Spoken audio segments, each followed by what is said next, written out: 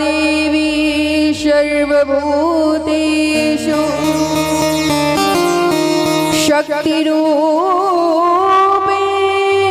संस्थिता। नमस्तस्यै नमस्तस्यै नमस्तस्यै नमो नमः। जयन्ती मंगला काली भद्रकाली कपालिनी दुर्गा क्षमा शिवा धात्री स्वाहा स्वधा नमोस्तुते। दशभुजाय त्रिनेत्राय पंचवक्त्राय शूलिने श्वेतवस्त्राय रूपाय सुश्वेताभरणाय च शंकराय महिषाय उमासहिताय वर्तमानाय त्राहि मां कृपया देव शरणाय भव महेश्वराय शम्भो। मनोजीवं मारुततुल्यवेगं जितेन्द्रियं बुद्धिमतां वरिष्ठम् वातात्म्यजं वानरयोधमुख्यम् श्रीरामदूतं शरणं प्रपद्ये।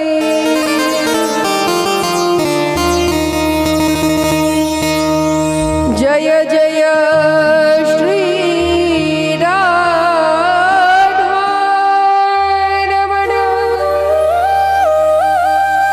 जय जय नवल किशोर जय गोपी चित चोर प्रभु जय जय माखन चोर। जय गोपी चित चोर प्रभु जय जय माखन चोर। बोलिए वृंदावन बाके बिहारी लाल की श्री राधा रानी सरकार की जय हो। उमापति महादेव की जय हो। श्यामल रामचंद्र की जय हो। शारदा सरस्वती मैया की जय हो। लक्ष्मी नारायण भगवान की जय हो। अनंत बलवंत हनुमंत लाल महाराज की जय हो। श्री वेद व्यास जी महाराज की जय हो। श्री सुखदेव जी महाराज की जय हो। श्रीमद् भागवत महापुराण की जय हो। सब संतन की जय हो। सब भक्तन की जय हो। जय जय श्री राधे जय जय श्री राधे जय जय श्री राधे श्याम।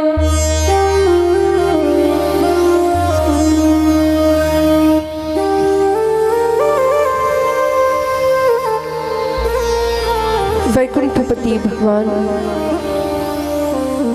अखिल भुवन नायक ब्रह्मांड कर्ता श्री नारायण के चरणों में व्यासपीठ की ओर से हम प्रभु का कोटि कोटि नमन करते हैं। श्री वृंदावन बांके बिहारी लाल एवं श्री किशोरी लाडली जी सरकार श्री राधा रानी के चरणों में प्रणाम करते हैं तथा प्रभु की वांगमय प्रतिमूर्ति श्रीमद् भागवत महापुराण साप्ताहिक ज्ञान यज्ञ को व्यासपीठ की ओर से हम कोटि कोटि नमन करते हैं एवं आए हुए परीक्षित स्वरूप जजमानगण, श्रवणकर्ता, श्रोता एवं समस्त भक्तजन रसिक जनों के हृदय में बैठे हुए पर ब्रह्म को व्यासपीठ की ओर से हमारा हार्दिक हार्दिक साधुवाद है। आज जैसा कि आप सभी को विदित है, श्रीमद् भागवत साप्ताहिक ज्ञान यज्ञ का चतुर्थ दिवस श्री ठाकुर जी के बाल लीला का दिव्य पाठ आज यहाँ होगा। दिव्य कथा श्रवण कराई जाएगी। श्रीमद् भागवत महापुराण के दशम स्कंध का सबसे सुनहरा अवसर हमारे ठाकुर जी का बाल जन्म ही है। मेरे लाला के जन्म की कथा आज हमारे इस सुंदर दिव्य प्रांगण में होगी। तो आइए ऐसे दिव्य पर ब्रह्म के चरित्र को श्रवण करने से पूर्व भगवान नाम संकीर्तन करते हैं, कुछ क्षण भजनों का रसपान करते हैं, पुनः फिर कथा में हम सभी प्रवेश करेंगे। बोली वृंदावन बांके बिहारी लाल की जय।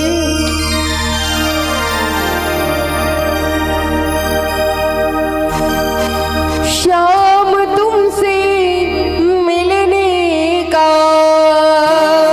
हो, कान्हा तुमसे मिलने का सत्संग ही बहाना है। श्याम तुमसे मिलने का सत्संग ही बहाना है। श्याम तुमसे मिलने का सत्संग ही बहाना है।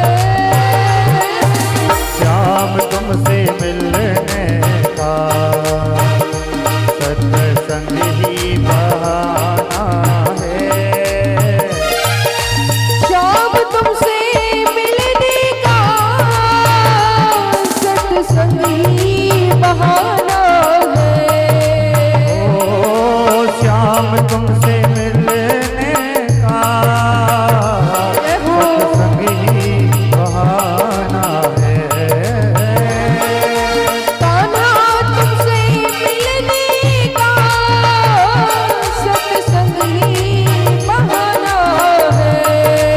ओ कान्हा तुमसे मिलने का सत्संग ही बहाना है। ओ मिल जाए सावरिया, मिल जाए सावरिया, मेरा रिश्ता पुराना है। मिल जाए सावरिया, मेरा रिश्ता पुराना है।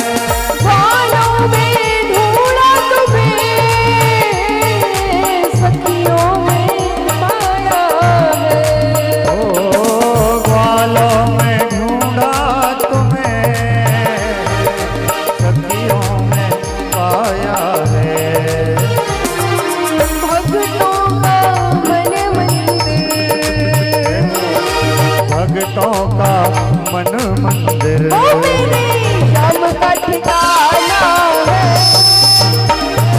श्याम तुमसे मिलने का सत्संग ही बहाना है, श्याम तुमसे मिलने का।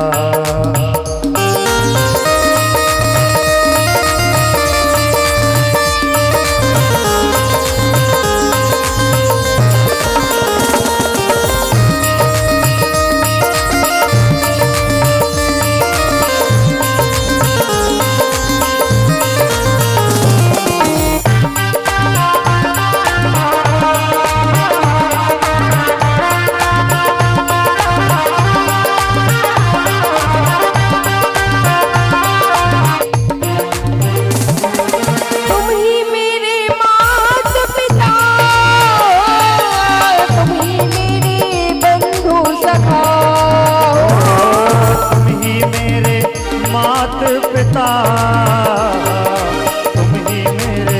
बंधु सखा, तुम ही मेरे मात पिता,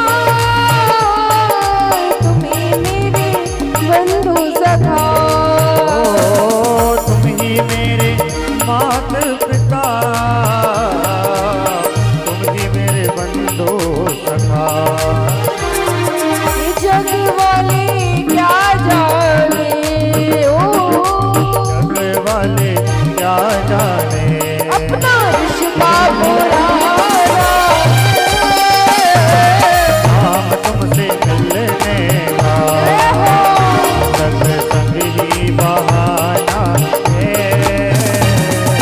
शाम तुमसे मिलने का सत्संग ही बहाना है, शाम तुमसे मिलने का सत्संग ही बहाना है,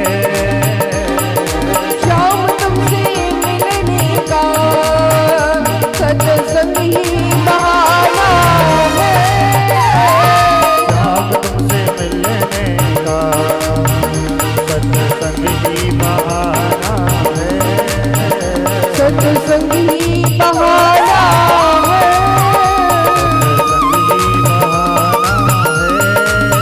सत्संग ही बहाना है, सत्संग ही बहाना है, सत्संग ही बहाना है।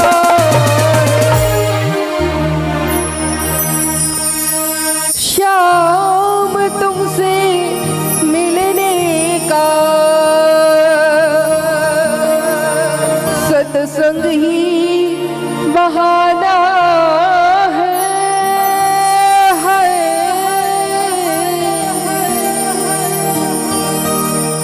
तुम ही मेरे माता पिता, तुम ही मेरे बंधु सखा, और ये जग वाले क्या जाने कि अपना रिश्ता तो बहुत पुराना है। ये प्रभु की डोर आत्मा और परमात्मा की है। इस मायापति के चरणों में एक डोर है, हाथों में एक डोर है जो सबको थाम कर रखती है। उसी डोर के बंधे हुए हम एक खिलौने हैं, कठपुतली हैं। जैसे कठपुतली को खिलाने वाला एक मदारी जो होता है ना, कठपुतलियां नाचती तो बहुत अच्छी दिखती हैं, लेकिन उन्हें नचाने वाला कोई और होता है जो अपनी उंगलियों की ताल पर उन्हें नचाता है। तो उसी प्रकार से हमारी भी डोर भगवान के हाथ में है। वही नारायण परब्रह्म जिसने हम सबको संभाल रखा है।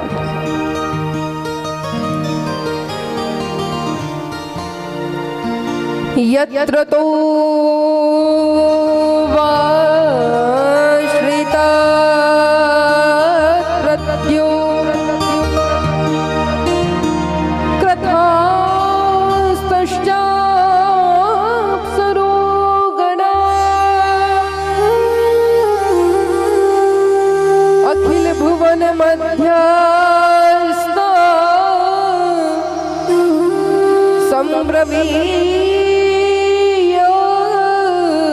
तृणगोचरा।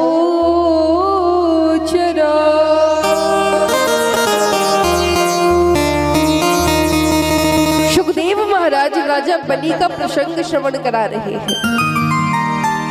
नारायण के दरबार में आए हुए नारायण जब राजा बलि के दरबार में आए और आकर के राजा बलि से कहते हैं कि तेरे द्वार खड़ा भगवान भगत भर दे रे झोली।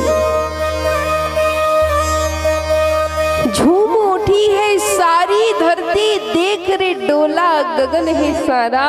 और भीख मांगने आया तेरे दर, जगत का पालनहारा रे, जगत का पालनहारा।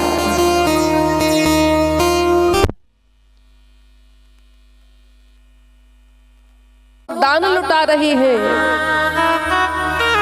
जो भी ब्राह्मण आ रहा है,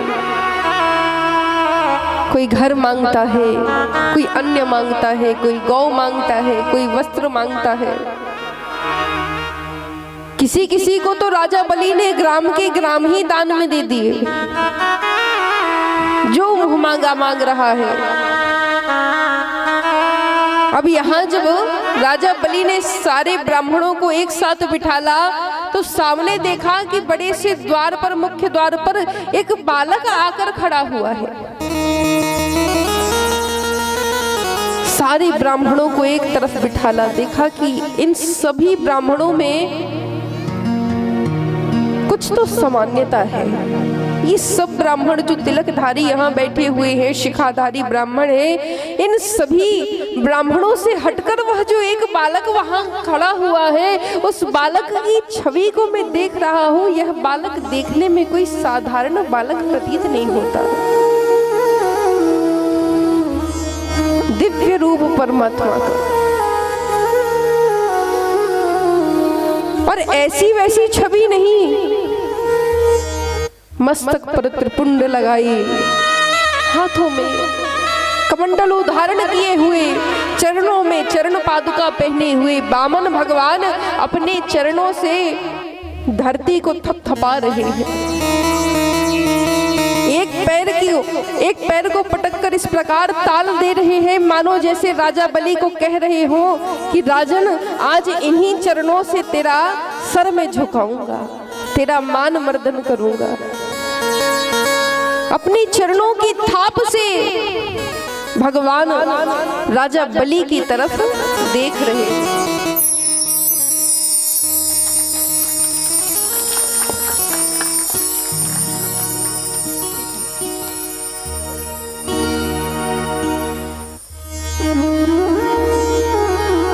श्री राधे। हमारे सभी जजमानों के लिए पहले तो प्रेम से तालियां, और मुख्य रूप से जो हमारे परीक्षित स्वरूप जजमान बैठे हैं, और खास करके हमारे ठाकुर साहब जो कथा सुन रहे हैं, हमारे उजियार विश्वकर्मा जी, हमारी माता जी, इन सभी का मुख्य कथा में सहयोग है। हमारे छोटू दुबे, नीलेश दुबे भैया जी एवं समस्त समिति मंडल, बाकियों का तो मैं नाम नहीं जानती, लेकिन सभी को व्यासपीठ की ओर से हार्दिक साधुवाद देती हूँ कि आप सभी ने मिलकर कथा का बहुत बढ़िया आयोजन किया है। तो इन सभी को प्रेम से व्यासपीठ से जय श्री राधे।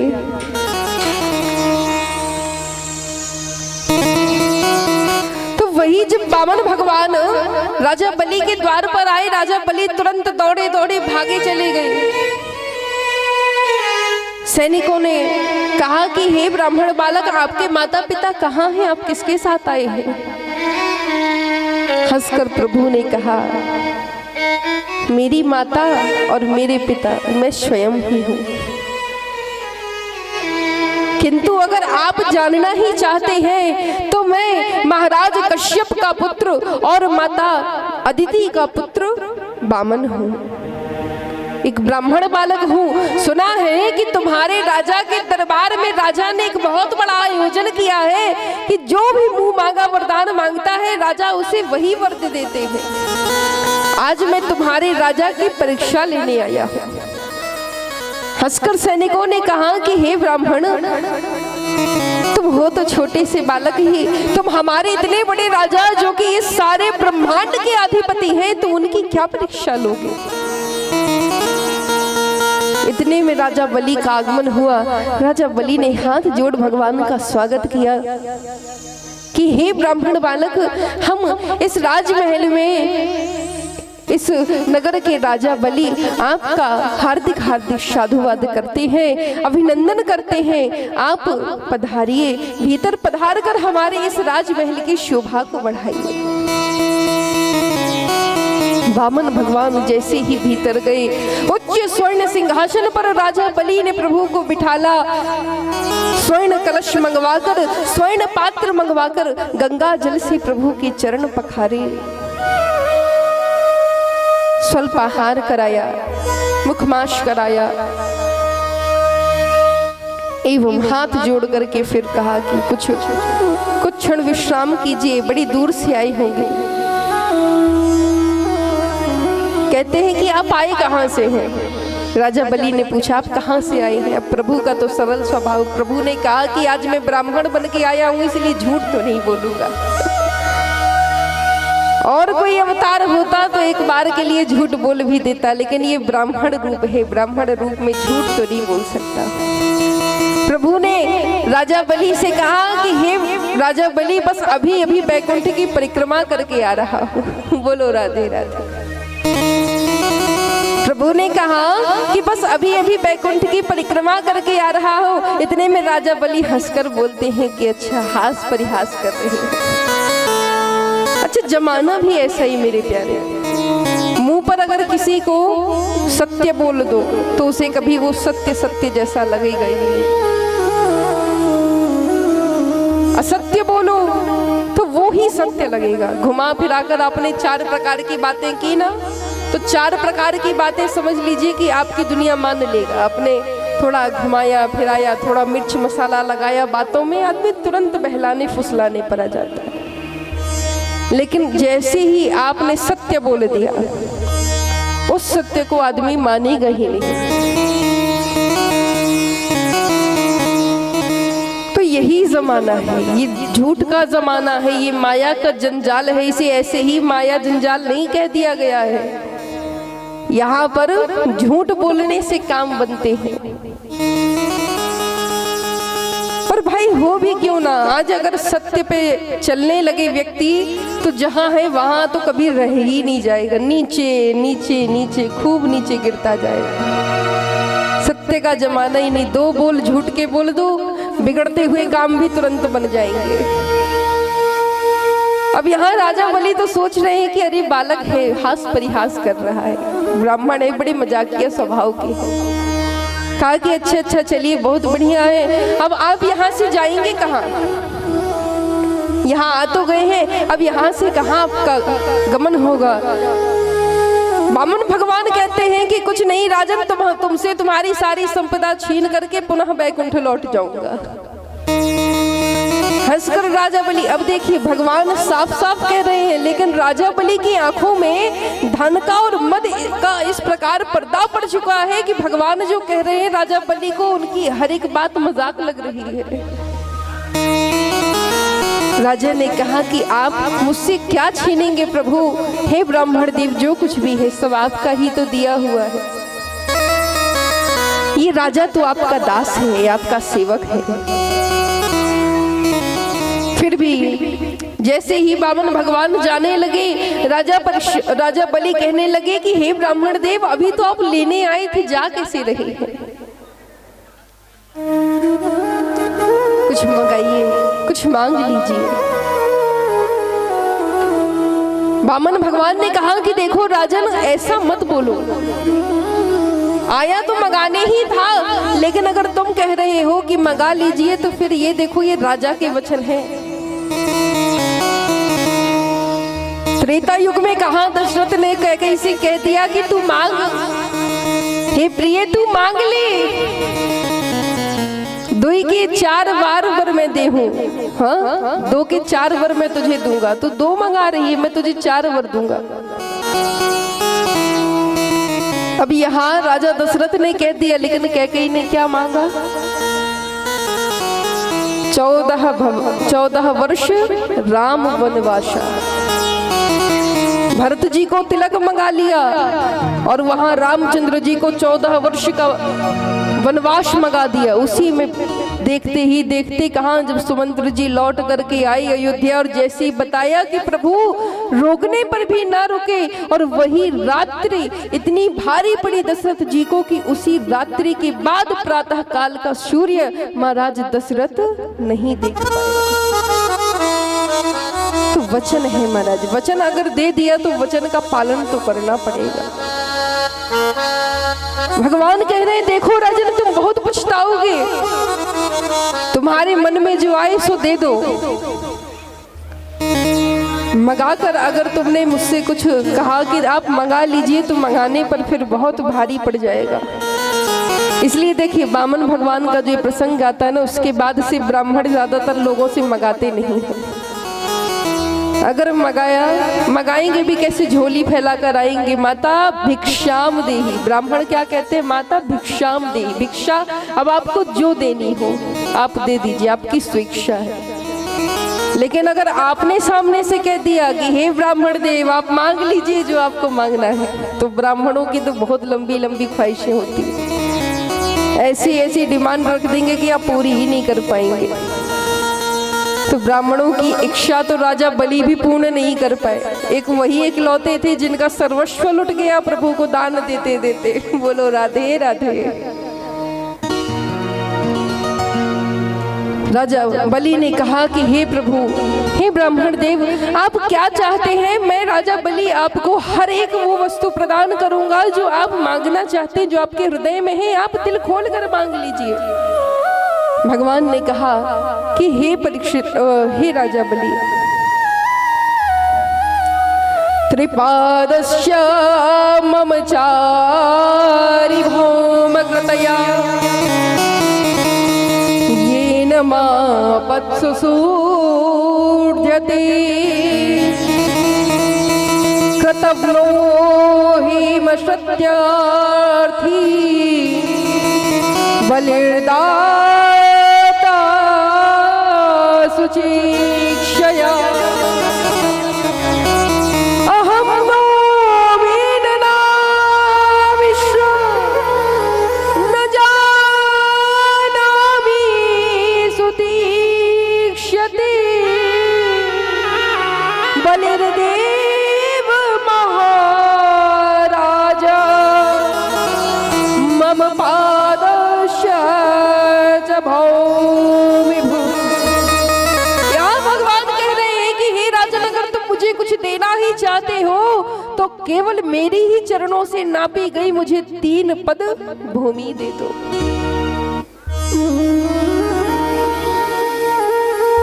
राजा बलि ने कहा कि हे प्रभु बस इतनी सी बात। हंसकर राजन ने कहा कि बस इतनी सी चीज मांगने के लिए आपने इतना लंबा चौड़ा मुझे सुनाया कि थोड़ी देर के लिए तो मैं भी भयभीत हो गया कि आप क्या मांगेंगे। मुझे देने में संकोच नहीं है। देखिए दान मांगना और दान देना जो है ना, दोनों ही बहुत कठिन चीज होती है। मांगना तो आसान है लेकिन देना बहुत कठिन होता है। आज आप किसी ब्राह्मण को दान दें और फिर उसके बाद में हम तो लेकर के चले जाएंगे, यहाँ से ब्राह्मण लेकर चले जाते हैं, उनका काम है दान लेना और कल्याण करना, आशीर्वाद देना। आशीर्वाद हर कोई नहीं दे सकता है, सिर्फ आशीर्वाद देने का अधिकार ब्राह्मणों के पास ही है। ब्राह्मण क्या कहते, तुम्हारा कल्याण हो, सदा प्रसन्न रहो, आनंद रहो, यही वरदान देते हैं ना। तो जब आप ब्राह्मण के चरण छूते हैं, तो जब राजा बलि ने वामन भगवान के चरण छुए तो क्या दिया, जो भगवान ने मांगा। ब्राह्मण के चरण ऐसे ही नहीं छूने चाहिए।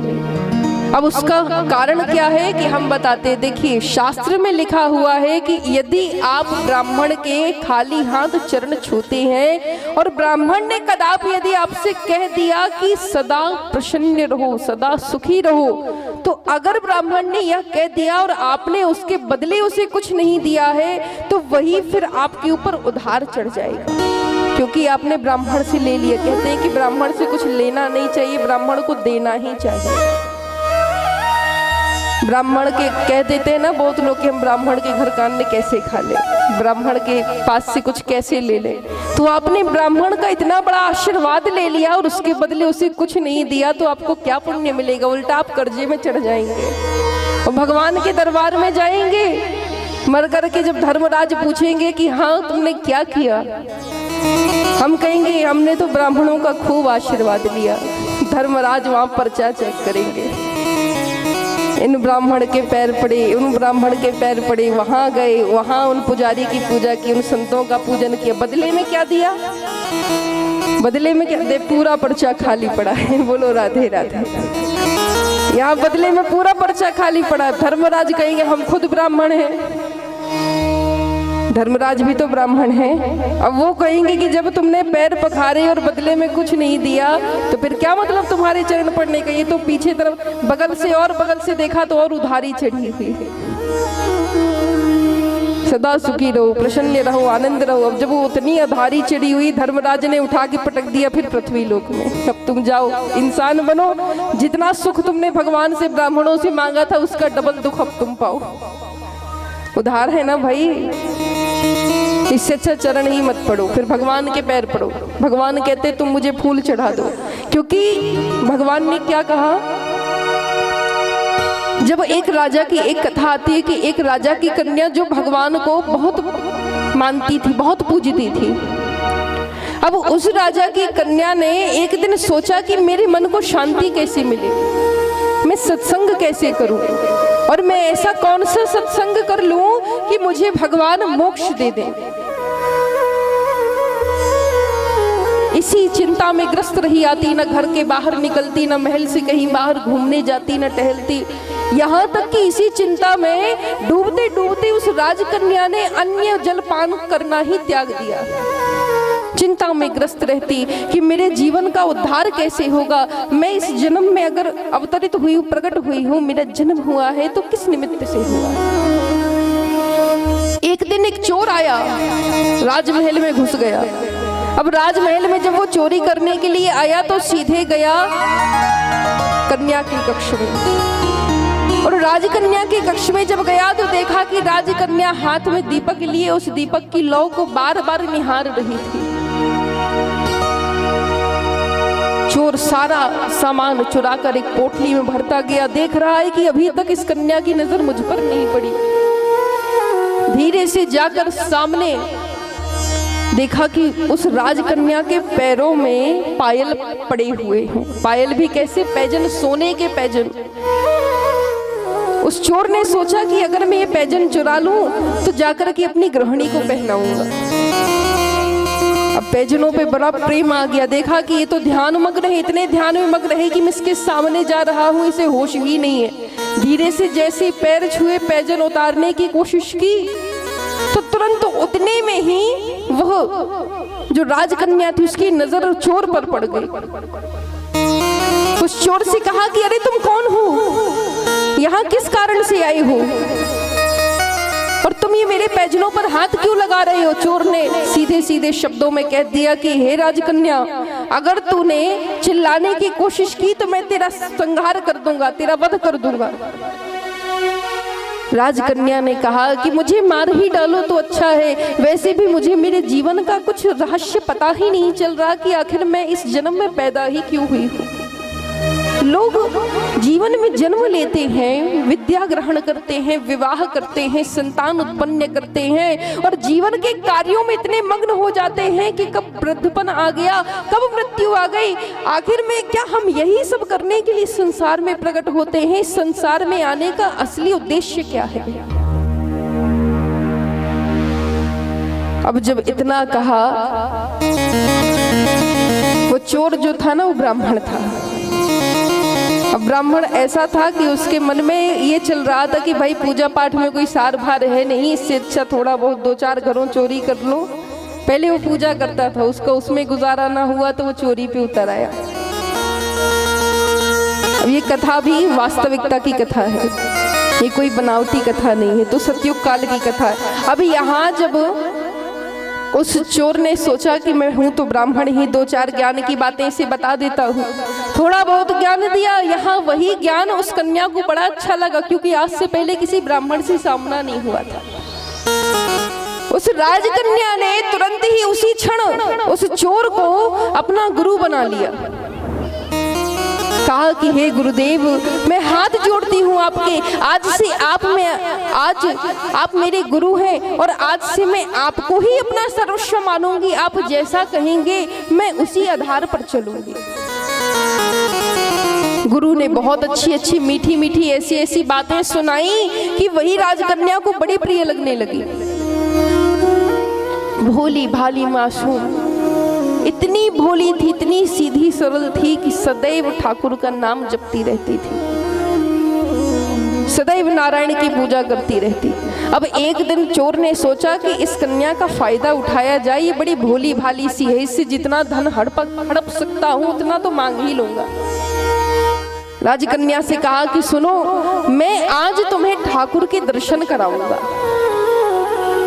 तुम घनघोर जंगल है जहाँ, राजमहल के खूब पीछे चली आना, लेकिन हाँ ठाकुर के दर्शन अकेले में कराऊंगा, किसी को साथ लेकर मत आना।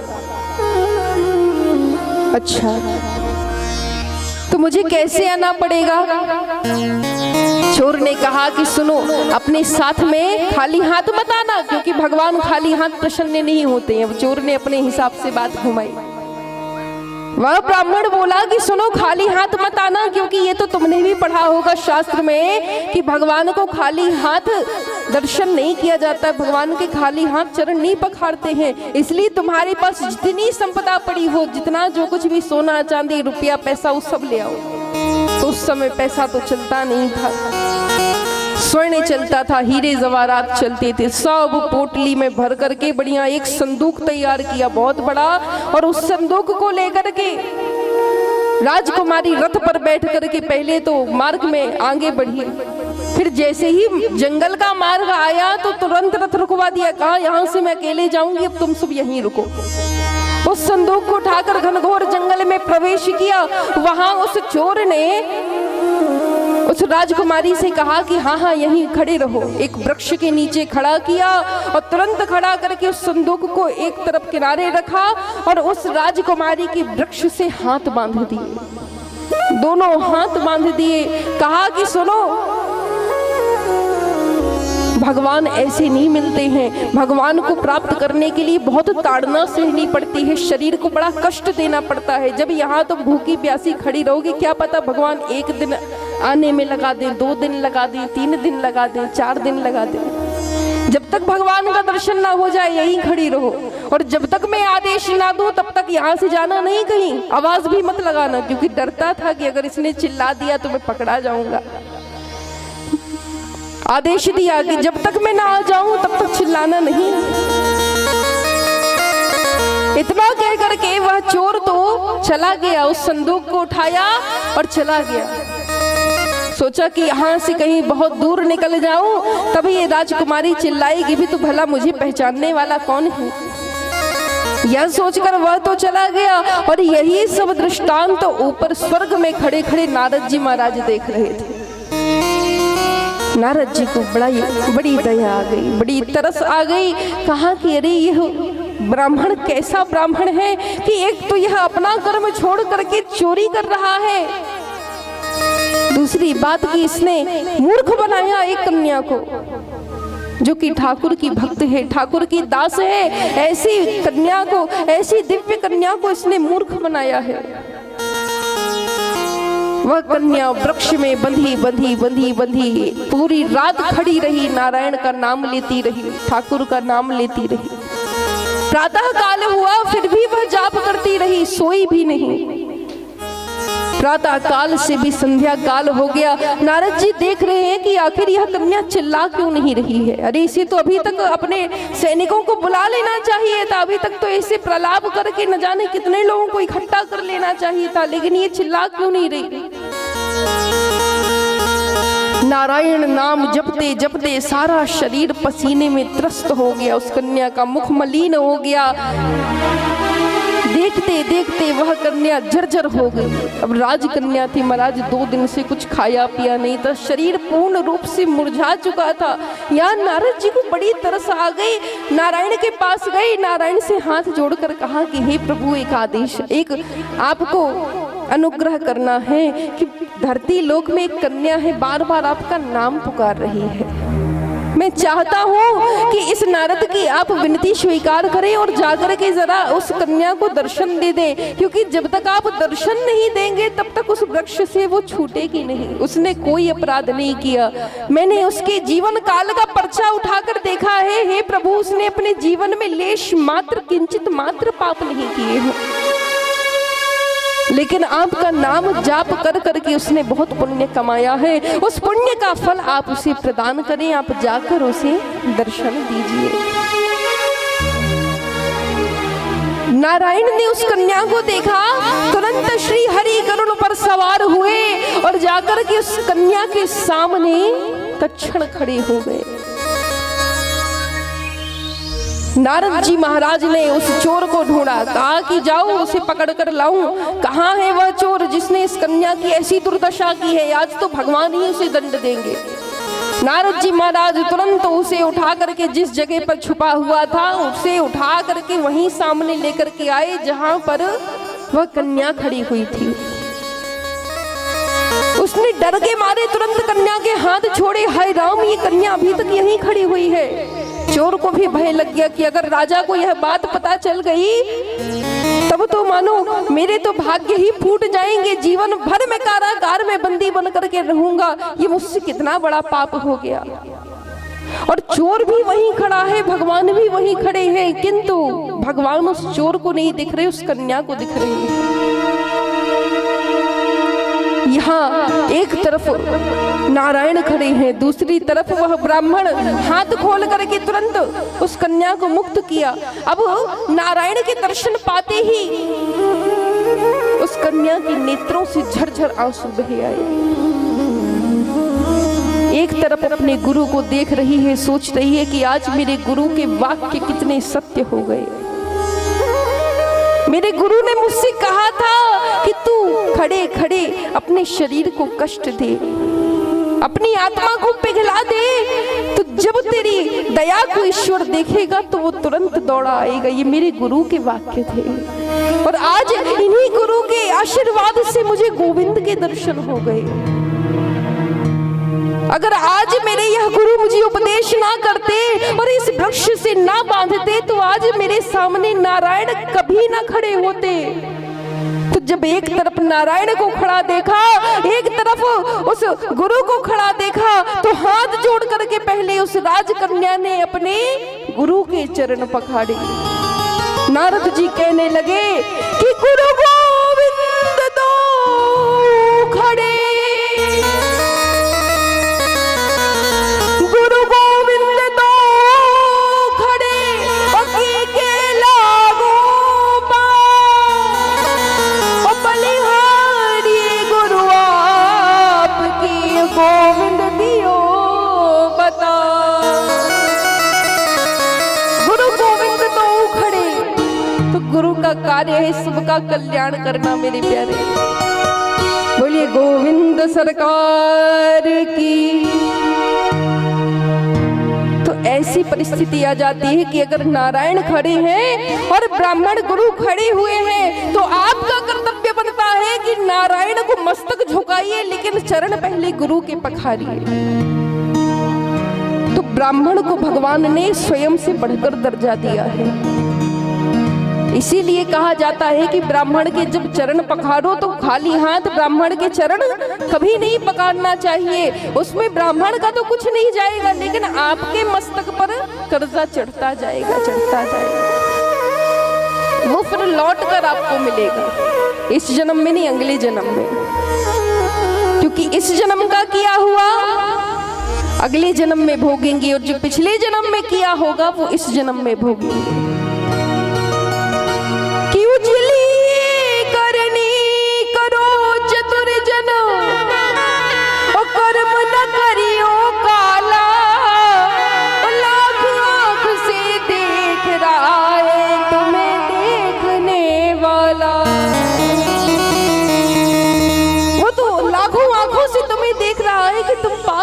रहे हो या पुण्य कर रहे हो। राजा बलि ने कहा कि आपने खाली 3 पग भूमि मांगी, आप जो मांगते हैं मैं आपको प्रदान करूंगा। संकल्प कराया। इतने में शुक्राचार्य महाराज आए। शुक्राचार्य ने कहा कि इतनी लंबी चौड़ी गाथा हो गई, मुझे किसी ने बताया भी नहीं। अब शुक्राचार्य ने ध्यान से देखा कि यह मुख तो मुझे पहचाना सा लगता है, छवि तो वही है। यह मुखार बिंद तो कुछ जाना पहचाना सा लगता है, लेकिन मस्तक पर बाल नहीं है। एक शिखा है ब्राह्मण की, बाल भी नहीं थे, ब्राह्मण बालक है भाई। एक शिखा पीछे बंधी हुई है, शरीर भी बड़ा छोटा सा है, कोई आभूषण भी नहीं है, एक हाथ में कमंडलू है। ये भेष किसका हो सकता है? ये ब्राह्मण इतना तेजस्वी है कि कोई बालक इतनी छोटी सी अवस्था में इतने पुण्य कैसे कर सकता है कि वह इतना तेजवान हो जाए।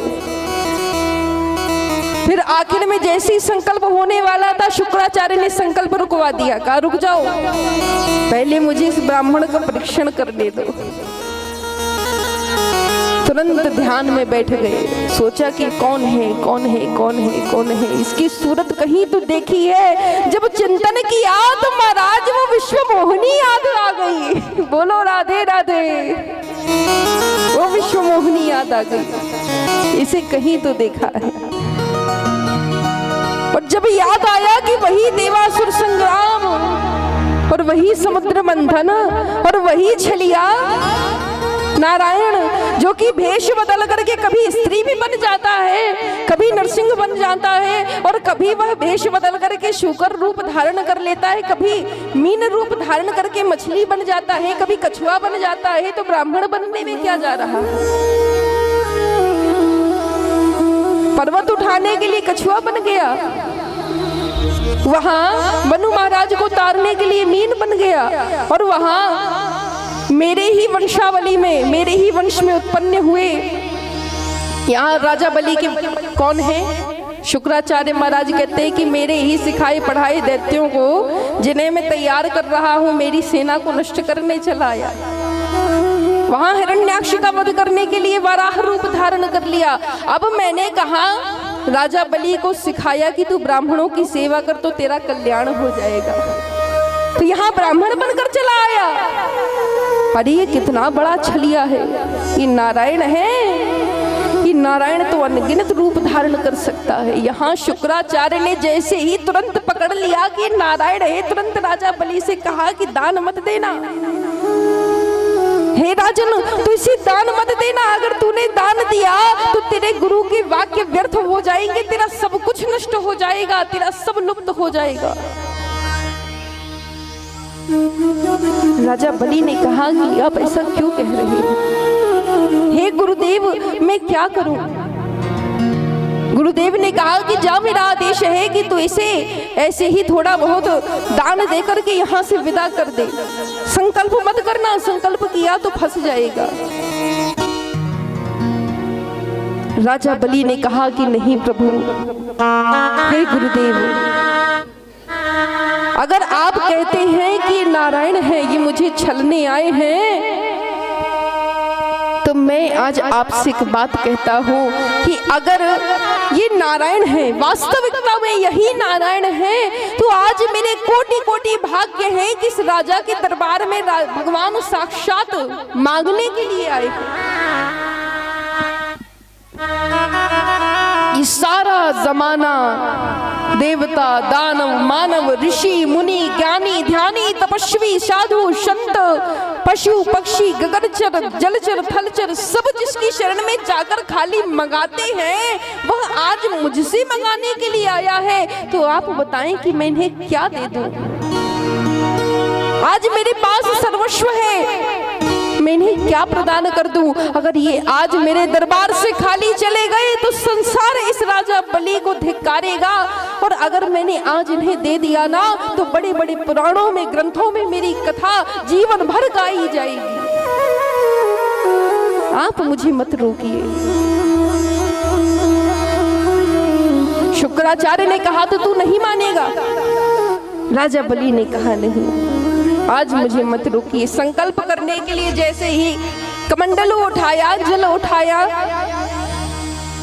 तो जिस कमंडलू से, पात्र से जल डाला जाता है, शुक्राचार्य महाराज ने कहा कि कुछ तो रहम करूं अपने दास पर, कुछ कृपा करूं। जाकर कमंडलू पर ही बैठ गए। जल निकाल रहे, जल ही नहीं निकल रहा। ऐसी कृपा बरसाती शुक्राचार्य ने कि आज तो इस अभिमंत्रित जल को राजा बलि के हाथों में पड़ने ही नहीं दूंगा। भगवान ने कहा, तुम मेरा मार्ग भला क्यों रोकते हो? अरे शुक्राचार्य, एक नेत्र तो तेरा तेरे भक्त को देख रहा है और एक नेत्र तेरा मुझे देख रहा है। इतनी बड़ी सभा है, हजारों करोड़ों ब्राह्मण खड़े हुए हैं, बड़े बड़े राजा महाराजा खड़े हुए हैं, लेकिन किसी ने मुझे नहीं पहचाना। किंतु ये शुक्राचार्य ऐसे हैं जिन्होंने एक बार में मुझे पहचान लिया, तो इनकी दृष्टि कितनी पवित्र होगी। पहले तो भगवान ने शुक्राचार्य को भी प्रणाम किया, क्योंकि वो एक दैत्य गुरु भले हैं लेकिन वह भी ब्राह्मण है। हाथ जोड़ शुक्राचार्य को प्रणाम किया, लेकिन दूसरी ओर कहा कि तुम एक नेत्र से तो मुझे पहचान गए, लेकिन दूसरा नेत्र तुम्हारा जमाने को देख रहा है और धन दौलत पर पड़ा हुआ है, तो इस नेत्र की ज्योति को हम नष्ट ही करे देते। अब तुम हमें ही देखो, जमाने को मत देखो। इतना जैसे ही भगवान ने कृपा की, सोचा, तुरंत एक कुशा उठाई, राजा बलि से कहा कि लोटा इधर को दीजिए, जरा देखें कि इसमें कुछ फंस तो नहीं गया, शायद कुछ कचरा फंसा है, हम इसे थोड़ा ठीक करे देते हैं। उस कुशा से जैसे ही उस पे नोक लगाई तो सीधा कुशा जाकर के शुक्राचार्य के नेत्र पर लगी और शुक्राचार्य की एक नेत्र ज्योति लुप्त हो गई। कुशा लगने से आंख से नेत्रों से रक्त बह आया और शुक्राचार्य महाराज बाहर निकल करके क्रोधित होकर राजा बलि के पास गए। राजा बलि से कहा कि तूने मेरी बात नहीं मानी, मैंने तुझे बचाने का बहुत प्रयास किया, तेरे कारण आज मेरा एक नेत्र ध्वस्त हो गया। आज तूने अगर मेरी बात मान ली होती तो तेरा सब कुछ बच जाता, लेकिन तू बहुत बड़ा दानी बन रहा है, तो जा, मेरा श्राप है कि आज तू लक्ष्मी विहीन हो जा। तेरे इस राज्य पाठ की सारी संपदा सब लुप्त हो जाए, सब खत्म हो जाए, ये मेरा श्राप है। अब वहां जो ये कथा सुनाई कि गुरु गोविंद दो खड़े कीके लागू पाऊं, और बलिहारी गुरु आपकी गोविंद दियो बताए। गोविंद ने कहा कि तू गुरु को मान, मुझे बाद में मान। और यहाँ राजा बलि ने क्या किया कि भगवान को मान लिया, गुरु को वहीं छोड़ दिया। जिस समय गुरु को प्रथम रखा तो सारे ब्रह्मांड की संपदा राजा बलि को मिल गई, और जब गुरु को त्याग कर गोविंद की शरण में गई तो भक्ति तो मिल गई, किंतु सब चला गया। यहाँ नारायण को जैसे ही 3 पद भूमि का संकल्प किया तो यत्र तो मम वैकुंठ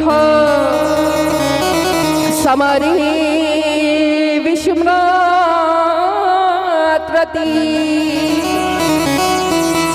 देव नारायणो रूप विराटो जायते जगत।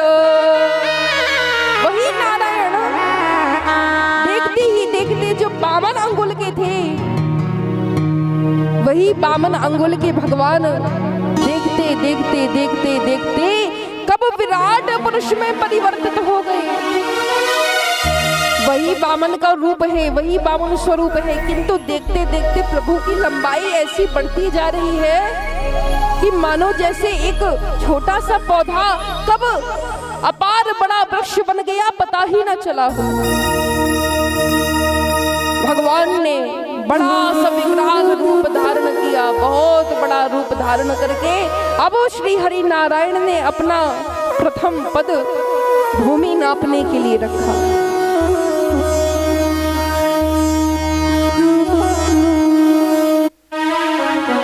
जैसे ही पहला चरण आगे बढ़ाया, अतल वितल सुतल तलातल महातल रसातल पाताल भू भुव स्व जन मा तप सत्य लोक 14 लोगों को प्रभु ने नाप लिया एक ही चरण में।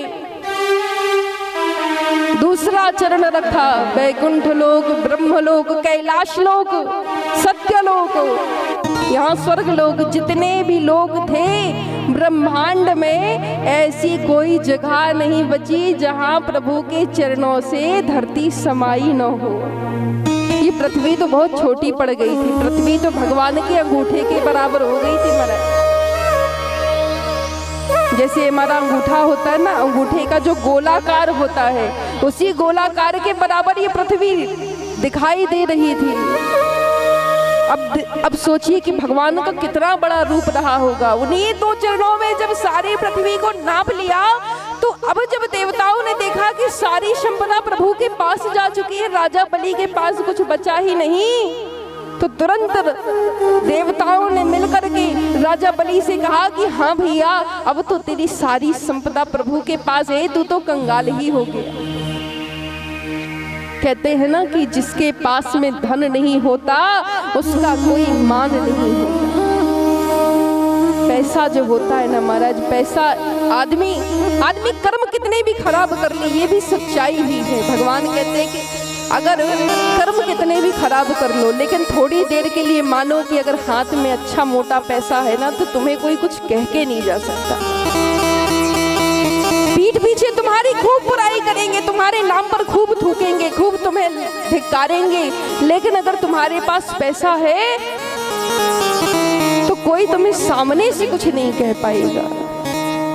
और अगर तुम्हारे पास में सम्मान है, मान सम्मान है, तो तुम्हारे पास भले कुछ ना हो लेकिन एक तो व्यक्ति तुम्हारे मुंह पर भी तुम्हारी बड़वारी करेगा और जगत में जिस भी कोने में जाएगा वहां तुम्हारे नाम की प्रतिष्ठा करेगा।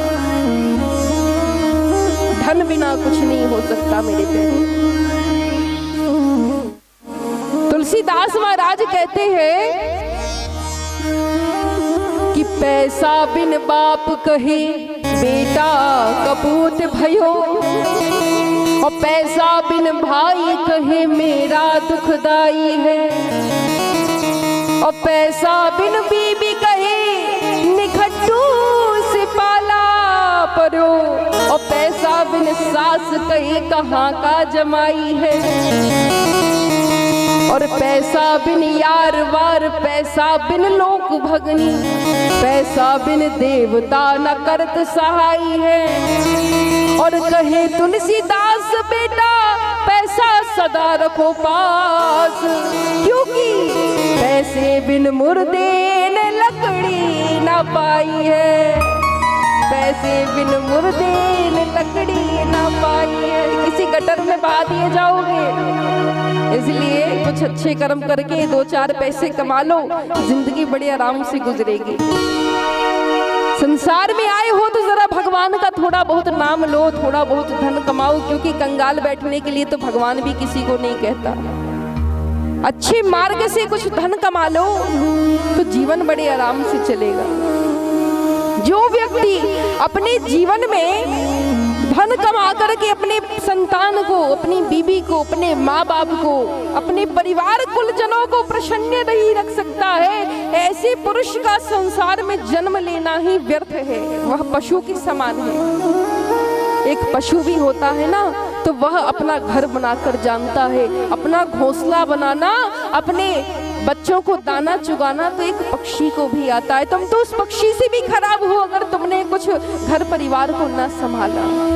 दिन भर कमाया, शाम को मदिरा पान करके घर चले आए, 2 गाली पत्नी को सुनाई, 4 ताने बच्चों को सुनाए और सुना करके सो गए। सुबह फिर उठे, काम पर चले गए, जो कुछ कमाया धमाया सब उसी में निकल गया। तो तुम्हारी ऐसी कमाई किसी काम की नहीं है, तुम्हारे तो जीवन को ही धिक्कार है। अरे भैया, यहाँ राजा बलि को देखो कि सब कुछ ब्राह्मणों को लुटा दिया, सब कुछ ब्राह्मणों पर निछावर कर दिया। और आज जब राजा बलि के पास कुछ ना बचा, भगवान बोले कि अब बता राजा बलि कि मैं अपना तीसरा चरण कहाँ रख दूं, कहाँ रखूं मैं अपना तीसरा चरण। बलि महाराज ने कहा कि हे प्रभु आप बताएं कि आपने तो मुझसे दान लिया है, मैंने तो दान दिया ही है प्रभु। आप बताएं कि धन बड़ा होता है या दानी बड़ा होता है? आप एक तरफ तराजू पर ढेर सारा सोना रख दो, रुपया रख दो, पैसा रख दो, लेकिन उसी तराजू पर एक तरफ अगर आप किसी दानी को बिठा लेते हैं तो महाराज यह सत्य लोक की तराजू है, हमेशा दानी ही भारी पड़ेगा। वो धन एक तरफ पलड़े में उछला रहाएगा, ऊपर को रहाएगा। उस धन की कोई कीमत नहीं है, क्योंकि धन जीवन भर धन ही रहता है। उस धन को एक दानी ही दान बनाता है।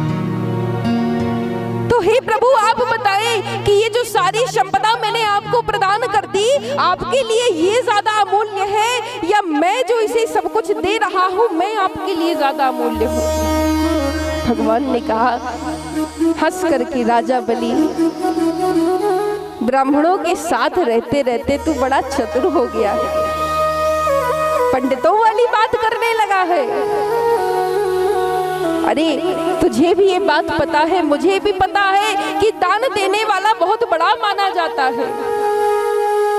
मेरे लिए तो इन सारी संपदाओं से बढ़कर तू है। तो भगवान से राजा बलि हाथ जोड़कर कहते हैं कि हे प्रभु, हे मेरे दीनानाथ, अगर यही सब आपके लिए तुच्छ है और मैं आपके लिए इन सब से बढ़कर हूँ, तो भला इससे ज्यादा आपको और क्या चाहिए कि आप अपना तीसरा चरण मेरे मस्तक पर रख दीजिए। बोलो राधे राधे। आप अपना तीसरा चरण प्रभु मेरे मस्तक पर रखें और अपने इस संकल्प को पूर्ण करें। भगवान ने पुनः बामन अंगुल का भेष बनाया, रूप रखा और अपना तीसरा चरण बलि महाराज के मस्तक पर रख करके राजा बलि का कल्याण किया। बोलिए भक्त वत्सल भगवान की जय हो।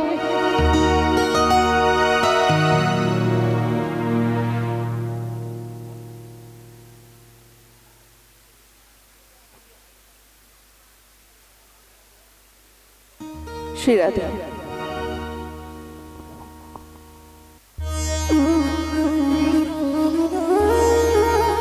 तो यहाँ राजा बलि महाराज का प्रसंग सुखदेव जी श्रवण करा रहे हैं कि हे परीक्षित, जहाँ राजा बलि भगवान को अपना सब कुछ दे चुके हैं, भगवान ने देखा कि अब राजा बलि के पास कुछ नहीं बचा, ये तो खाली खड़ा हुआ है। लेकिन इतना बड़ा राजा, अब देखो कहते हैं किसी की लाखों की संपदा चली जाए ना तो इसे ऐसा अटैक आएगा कि तुरंत वो एक ही झटके में राम नाम सत्य हो जाएगा।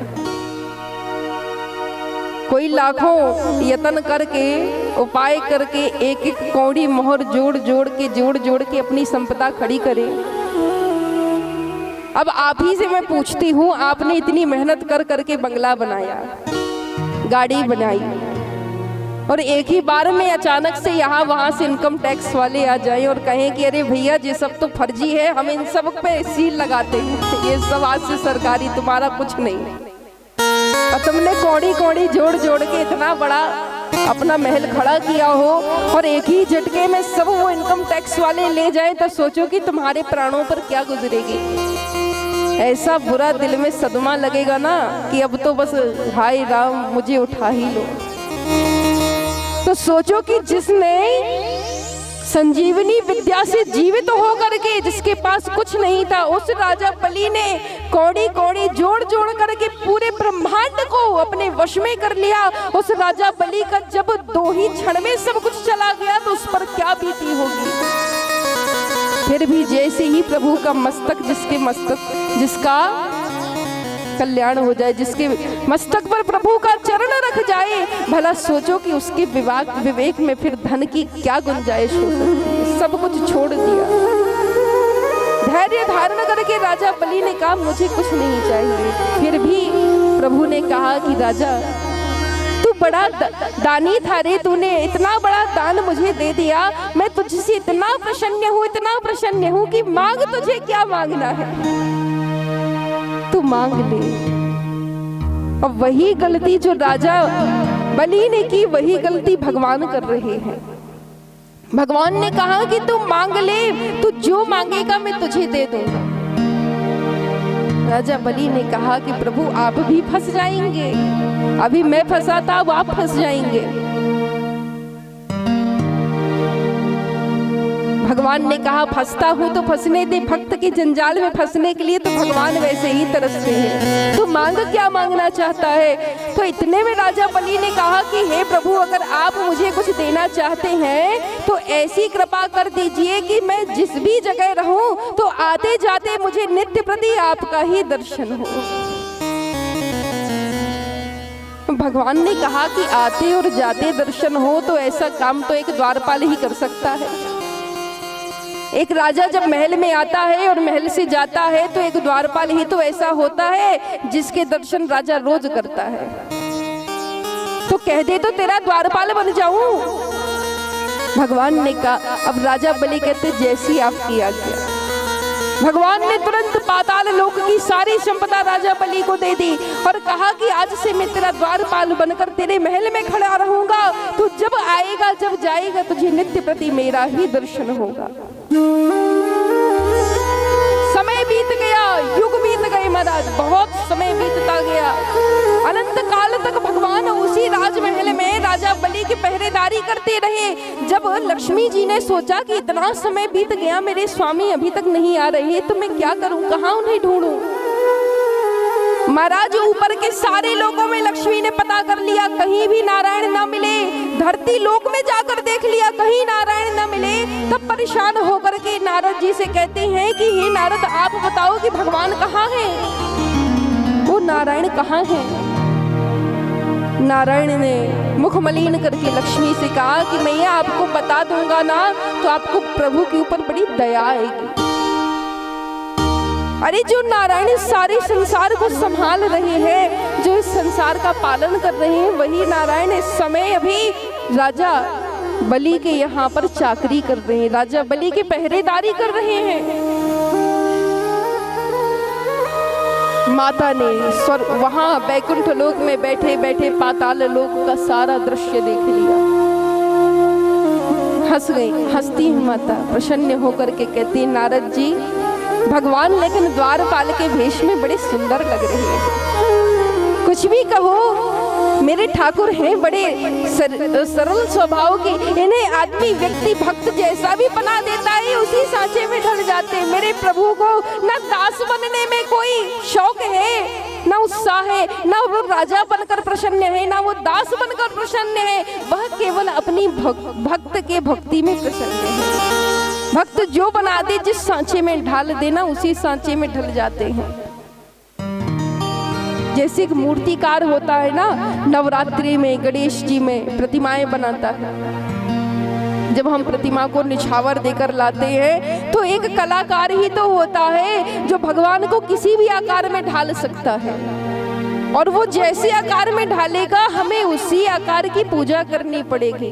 तो एक भक्त होता है जो भगवान को जैसा बना दे, इस जमाने को उसी रूप की पूजा करनी पड़ेगी। अगर भक्त कह दे कि प्रभु तुम नरसिंह बन जाओ, तो उसी नरसिंह की सारे संसार को पूजा करनी पड़ेगी। अगर भक्त कह दे कि तुम घनश्याम बन जाओ, तुम सावले सरकार बन जाओ, तो इस सारे जमाने को सावले सरकार की पूजा करनी पड़ेगी। अगर भक्त कह दे कि प्रभु तुम कच्छप बन जाओ, तो महाराज समुद्र में बैठने वाले उस कछुए को भी आदमी पैर पड़ेगा कि भगवान है। भक्त होते हैं, भक्त बड़े कलाकार होते हैं, प्रभु को किसी भी आकार में ढाल देते हैं। तो जब माता लक्ष्मी की नजर पड़ी कि प्रभु द्वारपाल बन गए हैं, हाथ में एक स्वर्ण थाल लिया। अब माता की चतुरता देखिए, कहते हैं कि जहां पुरुष का विवेक नष्ट होता है वहां से स्त्री की बुद्धि चालू होती है। माता ने स्वर्ण थाल लिया, बढ़िया एक उसमें सूत बांधा, सूत रखा, तिलक रखा, अक्षत रखे, पुष्प रखे, और उस स्वर्ण थाल को लेकर नारद जी महाराज के साथ सीधा पाताल लोक में गई। और पाताल लोक में जाकर के पहले तो नारायण के चरण वंदना की, नारायण की तरफ दर्शन किए। जैसे ही नजर पड़ी प्रभु को प्रणाम किया, हंसकर प्रभु को देख रही हैं। नारायण कहते बड़ी हंसी आ रही है मेरे रूप को देखकर। कभी तो मेरे चरण दबाती थी, आज हमारे सामने रानी बनकर खड़ी हुई है। दास, मुझे दास रूप में देखकर कैसा लग रहा है? माता ने मन ही मन कहा, प्रभु लग तो बड़े सुंदर रहे हैं। भीतर गई, देखा कि राजपाठ संभालते हुए राजा बलि बड़े सुशोभित हो रहे हैं। तो राजा बलि के पास जाकर के माता ने कहा कि मैं आपके दरबार में आई हूं और आपसे एक बात कहना चाहती हूँ। आपने मेरे नारायण को इस धरती लोक में प्रकट किया, आपने मेरे नारायण को इतनी सारी संपदा प्रदान कर दी, अखिल भुवन की संपदा अपने दान दे दी, तो मैं आपसे एक नाता जोड़ना चाहती हूँ। प्रसन्न मन से माता लक्ष्मी ने हाथ में उस सूत को बांध दिया और सूत को बांधकर बढ़िया तिलक लगाया, अक्षर पुष्प बरसाए। माता लक्ष्मी ने महाराज बलि से भाई और बहन का रिश्ता बना लिया। भाई और बहन का रिश्ता बनाकर रक्षाबंधन का त्योहार वहीं मनाया और कहा कि भैया आज से मैं तुम्हारी बहन हूँ और तुम मेरे भाई हो। मैं सदैव तुम्हारी रक्षा की कामना करूंगी, संसार में तुम्हारा अनहित कभी कोई नहीं कर सकता, ये मेरा आशीर्वाद है। लेकिन अगर बहन एक आशीर्वाद देती है ना, तो उसके बदले भाई का कर्तव्य बनता है कि वो मुंह मांगा वरदान अपनी बहन को दे दे। राजा बलि कहते हैं कि मांगो मेरी बहन, आप क्या चाहती हो? आज आप जो मांगोगी सो मैं आपको दे दूंगा। महारानी लक्ष्मी कहती हैं कि मेरे भैया मैं बस इतना ही चाहती हूँ ना कि जब मैं आई तो मार्ग में एक द्वारपाल खड़ा था, उसे देखकर मेरा मन मोहित हो गया।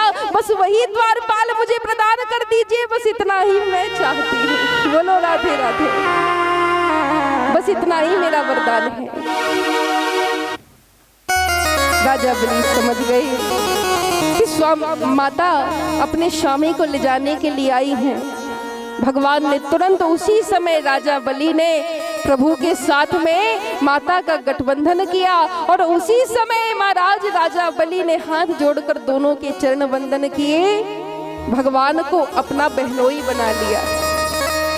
उसी द्वारपाल को अपना बहनोई बना लिया और चरण वंदन करके पूजन किया। लक्ष्मी नारायण भगवान पाताल लोक को छोड़कर पुनः बैकुंठपति बैकुंठ हो गए। बोलिए बैकुंठ नारायण भगवान की। तो यह सब चरित्रों की कथा सुखदेव जी महाराज श्रवण कराते हैं। अब आइए यहाँ से हम आगे की कथा श्रवण करेंगे और नवम स्कंद की कथा है। आज हमारे रघुनंदन ठाकुर जी सरकार का जन्म महोत्सव है। लाला की बधाई भी होगी, लाला का जन्म होगा। किस प्रकार से कंस ने माता देवकी के 6 पुत्रों का वध किया और किस प्रकार से ठाकुर जी महाराज गौ ब्राह्मण संतों के रक्षा करने के लिए, देवताओं की सहायता करने के लिए पृथ्वी पर अवतरित हुए हैं, वह सभी कथाएं हम श्रवण करेंगे। उससे पूर्व एक भजन श्रवण करेंगे, क्योंकि अब नवम स्कंध लग रहा है और नवम स्कंध में परम वंशावली की कथा हम श्रवण करेंगे। तो बढ़िया एक छोटा सा भजन, उसके बाद आगे की कथा श्रवण करेंगे। बोलिए वृंदावन बाके बिहारी लाल की।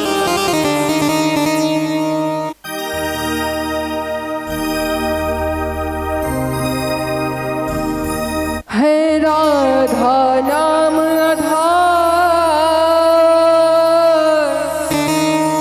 हो दम आवे ना आवे रे, हो मेरे जीवन के दिन जा, हो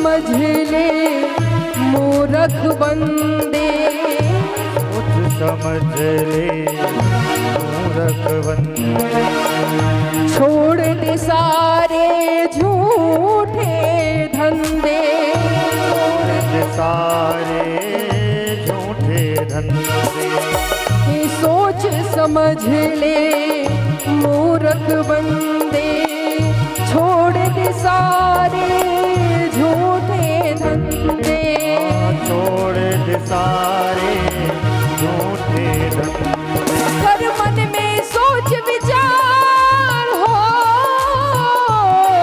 कर मन में सोच विचार तब आवे ना आवे, राधा नाम आधार तब आवे ना आवे, राधा नाम आधार तम आवे न आवे, राधा नाम आधार तम आवे न आवे।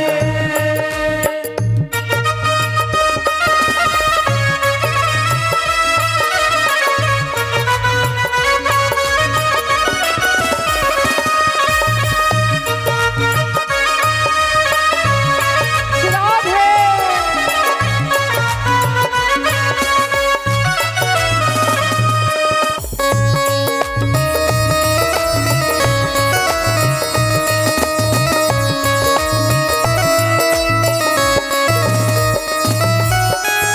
मानव जीवन तूने पाया, मानव जीवन तूने पाया, हरि का भजन ना तूने गाया, हरि का भजन ना तूने गाया, मानव जीवन तूने पाया, हरि का भजन ना तूने गाया, हरि का भजन ना तूने गाया, हो तेरे जीवन के दिन चार होए होए होए होए होए, तेरे जीवन के दिन चार दम आवे ना आवे, है राधा नाम आधार दम आवे ना आवे, राधा नाम आधार तम आवे न आवे,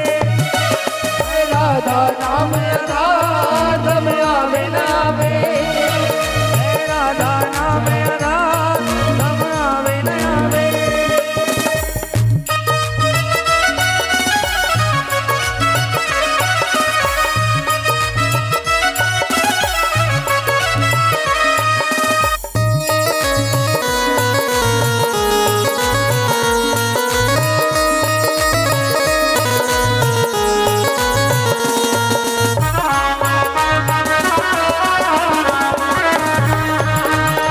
राधा नाम आधार तम आवे न आवे, जो हमने चार वर्ण बनाए ना, ब्राह्मण क्षत्रिय वैश्य शूद्र, सबको अलग अलग कर्मों में लगा दिया, सब अपने अपने कर्मों में लगे हुए हैं, और अगर अपने कर्म का पालन करें तो चारों धर्म पूजनीय है, कोई छोटा नहीं है।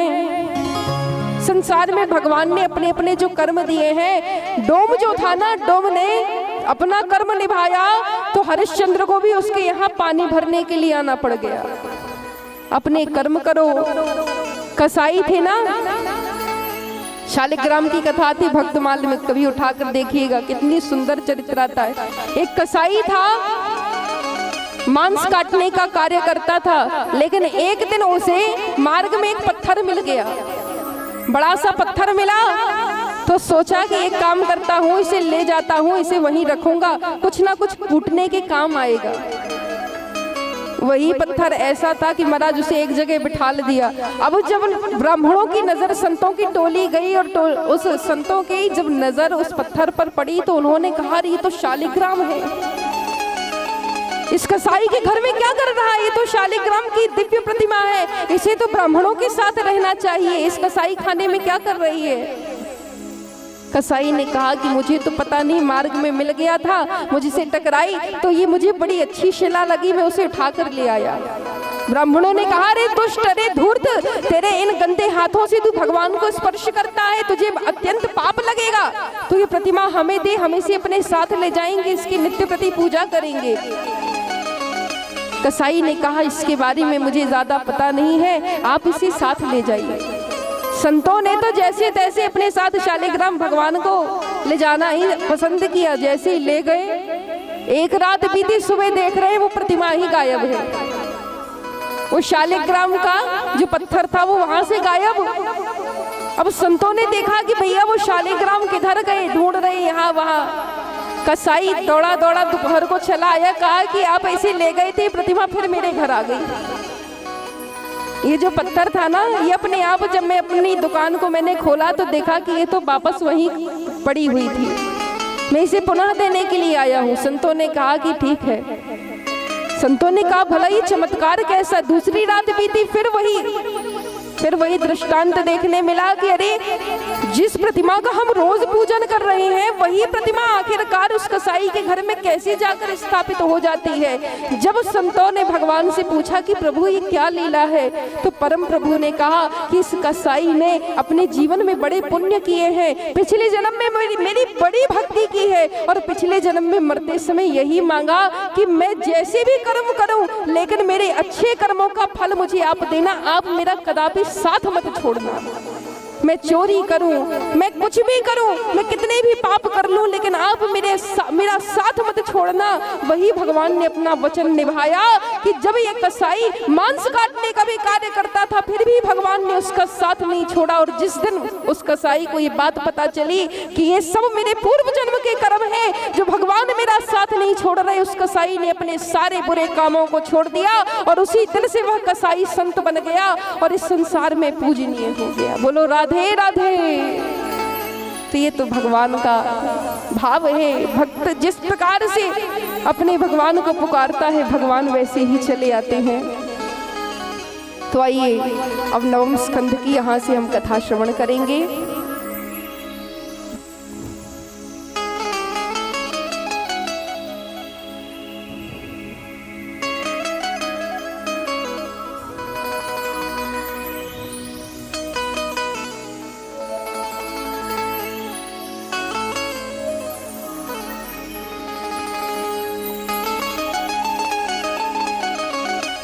जहाँ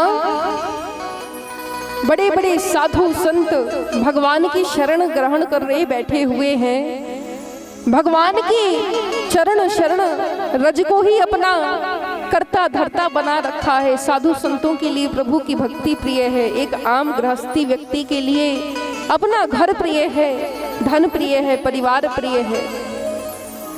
इस संसार में मेरे प्यारे देखिए, आप सभी कथा श्रवण करने के लिए जाते हैं। कथा में आप सब क्या सीखना चाहते हैं, ये मैं आपसे पूछती हूँ कि आप जब कथा श्रवण करने के लिए आते हैं तो मन में क्या संकल्प लेकर के आते हैं कि हम किस निमित्त से कथा श्रवण करने जा रहे हैं। सबसे बड़ी बात यही होती है। अब यहाँ 100 प्रकार के श्रोता है ना, तो 100 प्रकार का उनका दिमाग भी है। कोई भगवान की भक्ति सुनने आ रहा है, तो कोई ज्ञान लेने के लिए आ रहा है। अब देखिए सबके दिमाग बता रहे हैं। कोई ज्ञान लेने के लिए आ रहा है कि चलो कथा में कुछ ज्ञान मिलेगा। कुछ लोग कुछ रहस्य सुनने आते हैं कि जरा देखें कि कथा में कितनी गहराई तक कथा जा रही है। और कुछ लोग कथा में परीक्षा लेने भी आ जाते हैं कि जरा देखें कि आज कथा में कौन सी कथा हुई, कौन सी नहीं हुई, और ये जो सुना रहे हैं तो क्या सुना रहे हैं। और कुछ लोग ऐसे होते हैं जो दिवस की गिनती करके चले आते हैं। आज बाल गोपाल का जन्म है भैया, किसी ने कहा कि चलो हम भागवत कथा सुनने चलते हैं। आज कौन सा दिन है? आज कथा का कौन सा दिन है? आज तो दूसरा दिन है। अच्छा आज दूसरा दिन है, ठीक है। तो जब भगवान का जन्म होगा तब चलेंगे, जब भगवान का विवाह होगा तब चलेंगे, जब सुदामा चरित्र होगा तब चलेंगे। क्यों? ये मुख्य दिन है, इसीलिए। अगर ये सोच आपके मन में है कि चलो भगवान के जन्म में चलेंगे, तो भगवान कहता है कि मुझसे प्रेम है तो मेरे भक्तों की कथा सुनने में क्या आपत्ति है। चौथे दिन जाना चाहते हो तो तीसरे दिन भी चले आओ। तीसरे दिन तो और प्रिय प्रिय मेरे भक्तों की कथा सुनने मिलेगी। अगर मेरा विवाह देखना चाहते हो तो मेरी लीलाएं भी सुनो, और अगर मेरा जन्म देखना चाहते हो तो मेरे भक्तों की भी कथा सुनो। भगवान कहते हैं कि कथा में आओ तो एक संकल्प लेकर के आओ कि प्रभु से ये कहो कि भगवान हमारा दिमाग यहाँ वहाँ तो नहीं है, 3 घंटे भगवान को अपना टाइम दो। देखो आज से जब भी कहीं कथा श्रवण करने के लिए आप जाना, किसी भी कथा प्रांगण में किसी भी प्रवक्ता से जब कथा श्रवण करने जाइए तो बस संकल्प यही लेकर के जाइए कि हे भगवान, मैंने अपने जीवन का यह अमूल्य समय आपको प्रदान किया है, अब जो भी कथा चल रही होगी मैं उसे अपने हृदय में धारण करूंगा, यह समय आप अपने खाते में लिख लीजिए। ये मेरा कीमती समय, मैंने अपना दिन न जाने कहां कहां गुजारा, लेकिन आज का दिन मैं आपकी कथा में दे रहा हूँ। ध्यान से इस समय को अपने खाते में लिख लेना। जब मैं मर कर के ऊपर जाऊं तो उस समय मेरा वही खाता जब निकले और जब उसमें गिनती हो कि आखिर में मैंने कितना समय आपकी कथा में दिया, तो ये सारा समय इकट्ठा होकर के वहां मेरे पुण्यों के रूप में मुझे मिले। तो बस यही संकल्प करके कथा में आया करो कि हम अपना कीमती समय जितना से जितना ज्यादा हो सके भगवान को समर्पित कर रहे हैं। यहाँ सोच विचार का समय नहीं होता महाराज, यहाँ सोच विचार का कोई काम नहीं है, टीका टिप्पणी का कोई काम नहीं है। ये मेरे ठाकुर का दरबार है, यहाँ बस अपना समय बढ़ाते जाओ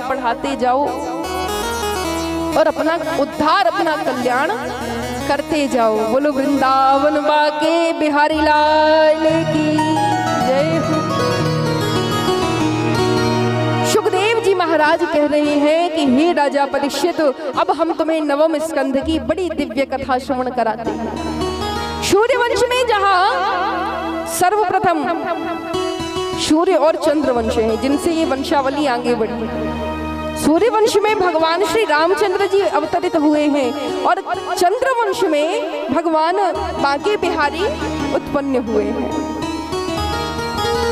नवम स्कंध में सब मिलाकर 26 अध्याय हैं और उन्हीं 26 अध्यायों में सुखदेव जी महाराज ने परीक्षित को 13 अध्यायों में सूर्यवंश की दिव्य कथा सुनाई और बाकी 13 अध्यायों में चंद्रवंश की दिव्य कथा सुनाई।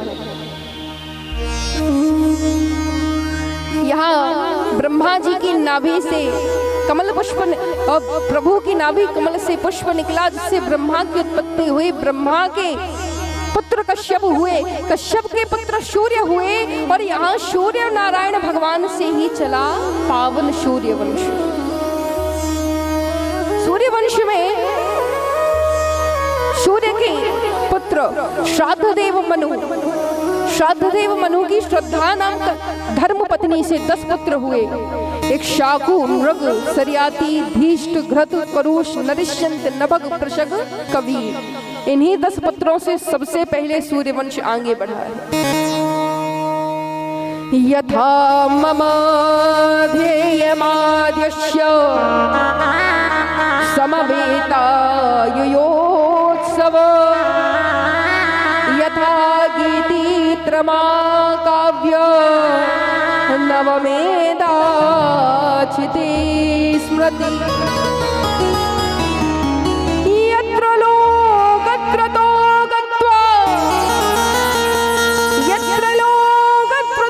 गत्वा समावेधा समलांकृते तेन विद्या सदाचारो सूर्यकुलभूषण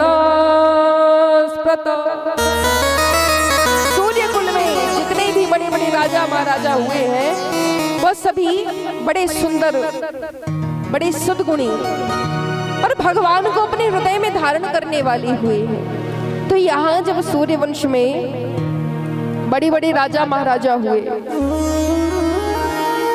एक एक राजा की सटीकता से कथा श्रीमद् भागवत में राजा परीक्षित को सुनाई गई है। किस राजा ने कितने बड़े कार्य किए और लगभग जितने भी राजा सूर्यवंश में हुए हैं भगवान का सबको दर्शन प्राप्त हुआ है। हे परीक्षित, इसी वंश में कभी तो अम्बरीश जैसे भक्त पैदा हुए जिन्होंने भगवान को अपना दास बना लिया, जिन अम्बरीश जी महाराज की सेवा को देख करके भगवान स्वयं जिनके पीछे पंखा डुलाने चले आए, अपने पीताम्बर से हवा करने लगे, जिन्होंने अम्बरीश जी महाराज को अपना सुदर्शन चक्र प्रदान कर दिया कि आज से यही सुदर्शन आपकी जीवन भर सहायता करेगा। ऐसे ऐसे राजा महाराजा हुए, यहाँ तक कि इसी सूर्यवंश में महाराज सगर भी हुए, जिन सगर ने इंद्र को परास्त करने के लिए, इंद्र पद प्राप्त करने के लिए 100 अश्वमेध यज्ञ का संकल्प ले लिया। जहां अपने जीवन में बड़े बड़े राजा महाराजा कभी एक अश्वमेध यज्ञ नहीं करा पाते, वहां महाराज सगर ने 99 अश्वमेध यज्ञ संपन्न करा दिए। यह मान्यता होती है महाराज कि जो अपने जीवन में 100 अश्वमेध यज्ञ करता है वह इंद्र आसन का अधिकारी होता है। 99 यज्ञ करने के बाद जब 100वां अश्वमेध यज्ञ महाराज सगर ने किया, तो उस समय जो अश्वमेध यज्ञ का अश्व था, उस अश्व को पृथ्वी की एक परिक्रमा करनी थी। पूरी पृथ्वी का एक चक्कर लगाकर वापस उसी स्थान पर आना था जहां वह यज्ञ चल रहा था। और जब सगर के 60,000 पुत्र उस अश्व को पृथ्वी का भ्रमण करा रहे थे, उसी समय जब कुछ कार्यवश वह भाई थोड़ी देर के लिए उस अश्व को एक स्थान पर बांध कर गए, तो इंद्र ने भय के मारे कि कहीं यह राजा सगर मुझसे मेरा सिंहासन ना छीन ले, इस भय के मारे उस अश्व को उस स्थान से छोड़कर जाकर के सीधा कपिल भगवान के आश्रम में पाताल लोक में बांध दिया।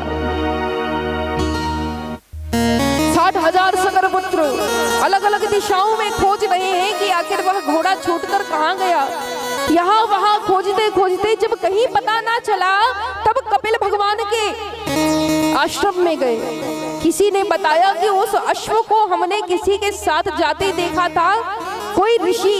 अब जो इंद्र थे, इंद्र ने एक संत का भेष बनाया और ऋषि का भेष बना करके वह पाताल लोक में गए। 60,000 सगर पुत्रों को किसी ने बताया कि एक ऋषि के साथ उस अश्वमेध यज्ञ को, उस अश्व को हमने पाताल लोक में जाते देखा है। जब उन सगर पुत्रों को यह बात पता चली तो कपिल भगवान के आश्रम में वह गए, जाकर देखा कि कपिल भगवान के सामने ही वह अश्व बंधा हुआ था। कपिल भगवान को जब उन पुत्रों ने देखा तो उन्हें लगा कि यह कपिल भगवान हमारे पिता के अनहितकारी हैं, इन्हें हमारे पिता से जलन भावना है, ईर्ष्या भावना है, इसलिए इन्होंने हमारे पिता का यज्ञ नष्ट करने के लिए इस अश्व का हरण कर लिया है।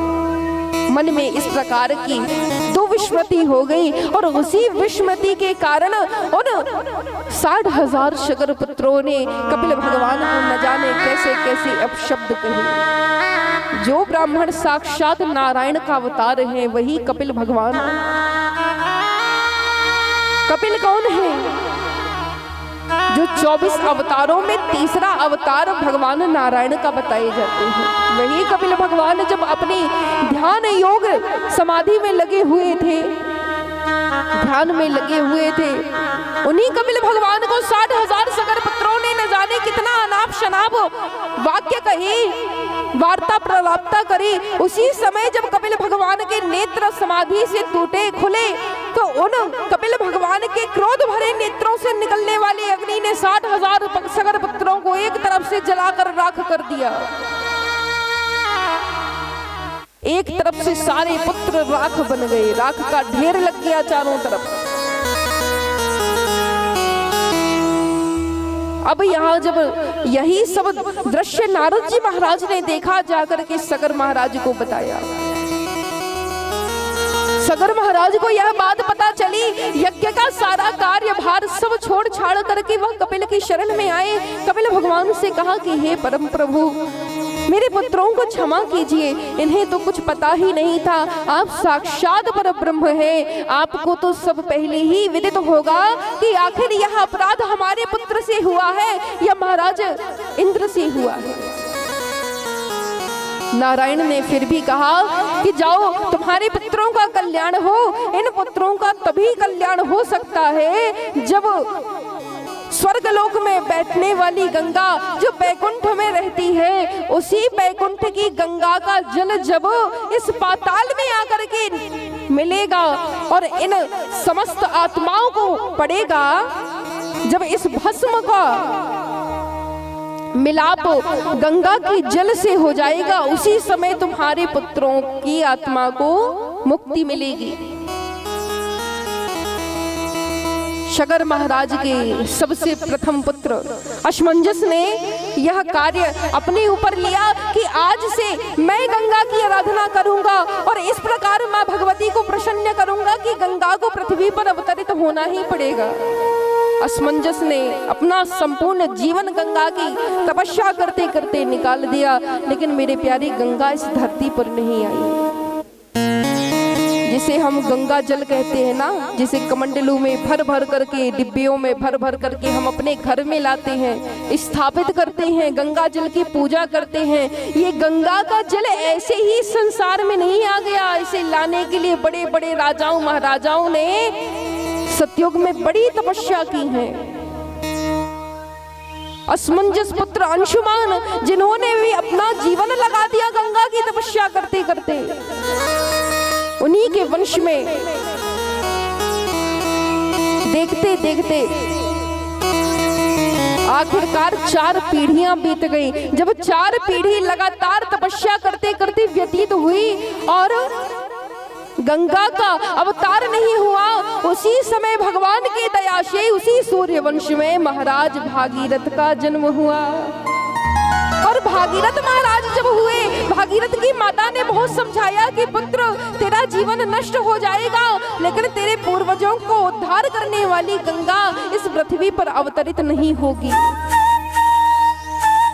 भागीरथ ने कहा कि अगर मैं अपनी 7 पीढ़ियों का कल्याण ना कर पाऊं, अगर मैं अपने वंशजों को तरण तारण ना दिला पाऊं, तो हे मैया आप ही बताइए कि मेरा इस सूर्य कुल में जन्म लेने का क्या फायदा। भागीरथ ने माता गंगा की शरण में जाकर के खूब आराधना की। यत्र पेय समालोक भगवत रूपस्थधारिणी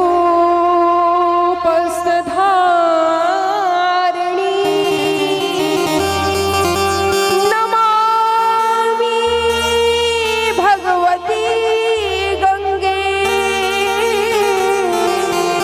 नमामि हरि प्रिय। हे माँ भगवती, हे गंगा, मैं सूर्य कुल का वंशज आज आपकी शरण में आया हूँ। हे माता प्रसन्न होइए, मुझे दर्शन दीजिए।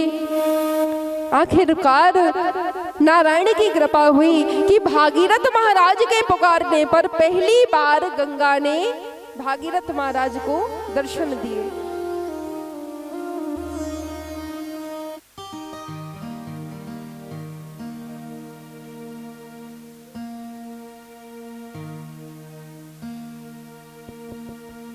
श्री राधे।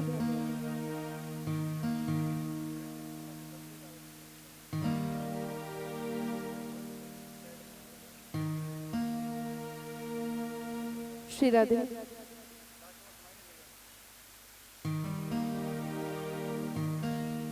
हमारे यहाँ शायद कुछ कि जो मेरा जल का वेग है वह वेग कोई साधारण वेग नहीं है। मैं नारायण के चरणों में बहने वाली गंगा हूँ। अगर मैं इस पृथ्वी पर सीधे आ गई तो ये पृथ्वी तुच्छ पड़ जाएगी। मेरे जल के वेग के आगे यह पृथ्वी एक गेंद के समान तैरती मिलेगी। इस प्रकार का मेरे जल प्रलाप होगा कि यह सारी पृथ्वी नष्ट हो जाएगी। इसलिए मेरे जल का वेग सहन करने वाला कोई होना चाहिए। जब तक मेरे जल का वेग सहने वाला कोई नहीं मिल जाता, तब तक मैं संसार में नहीं आ सकती हूँ। भागीरथ महाराज बड़े दुविधा में फंस गए कि मैं ऐसा क्या करूं, मैं किसे पुकारूं जो इस गंगा के जल का वेग सहन कर सके। जब नारायण की आराधना की, नारायण से कहा कि हे प्रभु मेरी सहायता करें। नारायण ने कहा कि हे भागीरथ सुनिए, महाराज गंगा मेरे चरणों से निकली है, इसीलिए उन गंगा का मैं धारण नहीं कर सकता हूँ। इसीलिए मेरा आदेश है कि आप महादेव के पास जाएं और महादेव के पास जाकर के उन्हें प्रसन्न करें। अगर महादेव प्रसन्न हो गए तो आपके हर कार्य सिद्ध होंगे, आपके किसी कार्य में विघ्न उत्पन्न नहीं होगा। भोलेनाथ भगवान का ध्यान करके भागीरथ महाराज ने भोलेनाथ की आराधना की। शंकर भगवान का ध्यान करके, कैलाशपति भोले का ध्यान करके भागीरथ उनकी तपस्या में मग्न हो गए। भागीरथ की गई तपस्या जो कि भोलेनाथ को बड़ी ही प्रिय लगी।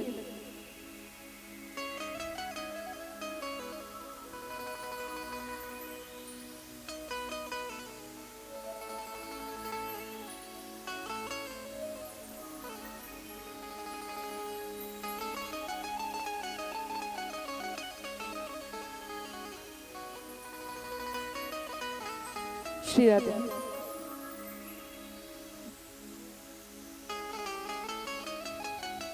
यहाँ भागीरथ भोलेनाथ की आराधना कर रहे हैं। दशभुजाय त्रिनेत्राय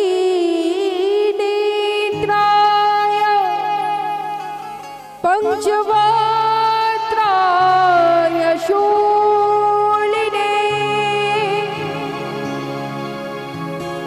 दशभुजाय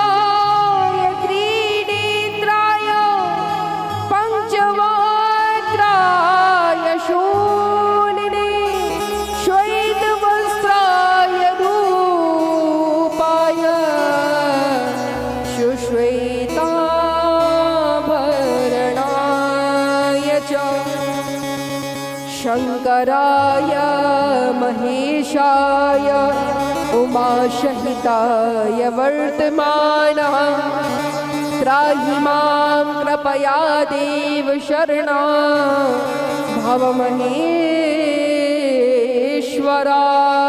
शंभो। भागीरथ महाराज ने भोलेनाथ भगवान का इस प्रकार से ध्यान किया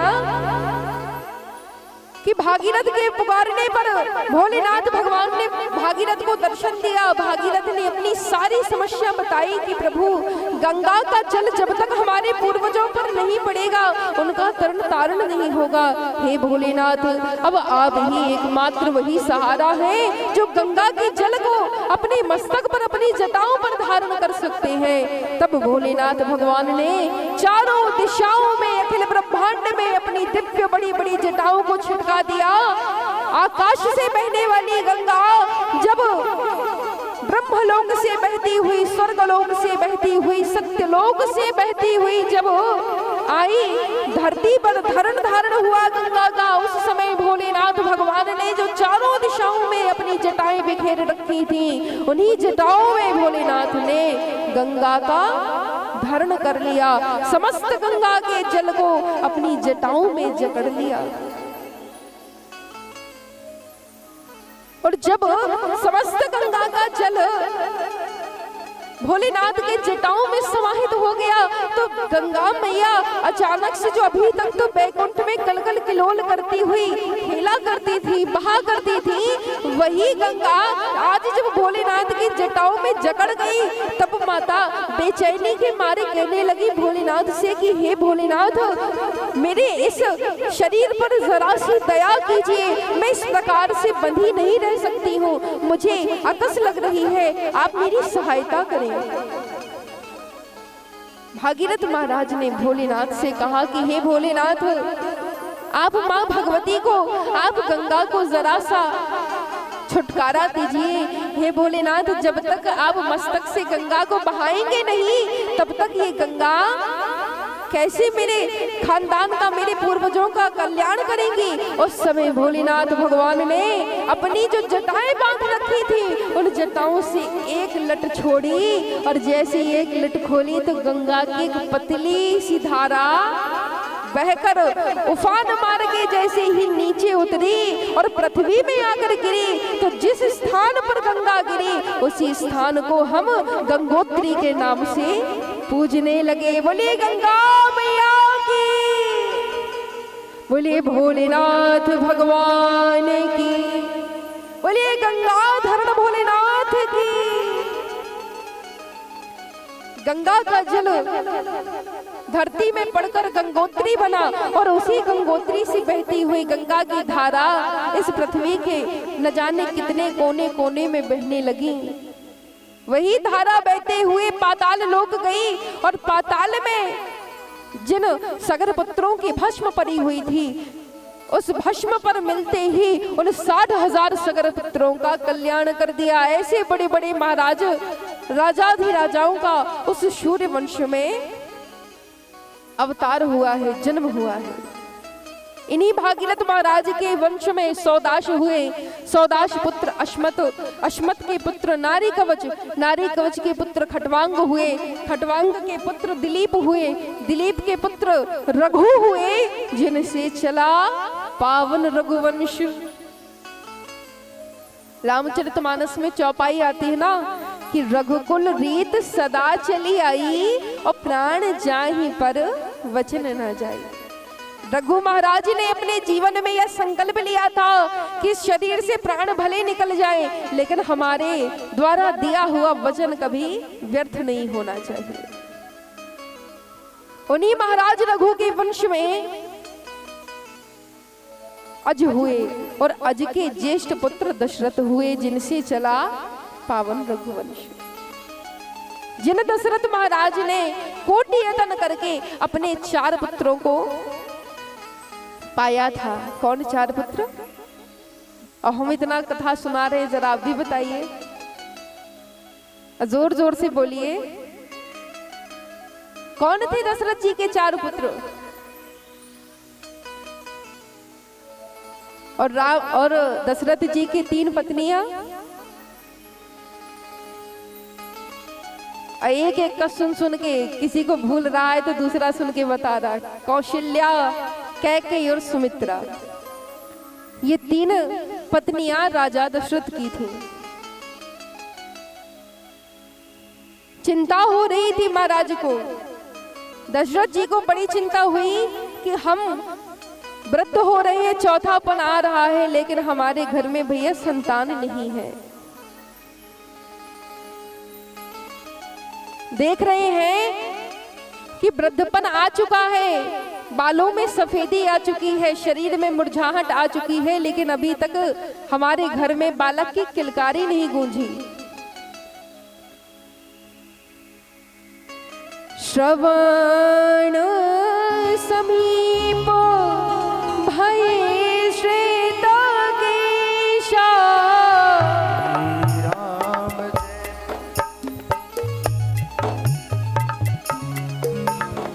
श्रवण समीप भये श्वेत केशा,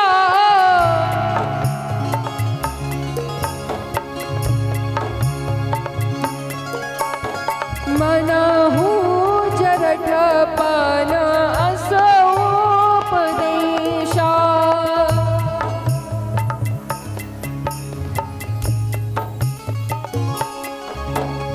मनहु जरठ पान असोपदेशा।